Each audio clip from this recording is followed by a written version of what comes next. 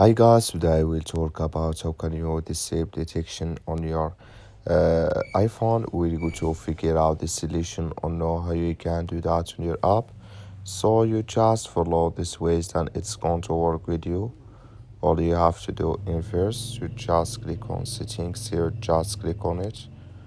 So then you come to your settings, it's going to show for you like this here. Then you go down, just keep going down here, then you click here on general here, just click on it. So then it's going to take you to this list, it's going to show for you like this here. Then you go down, just keep going down here. So then you click here on keyboard, just click on it. You come to next step here, it's going to show for you like this.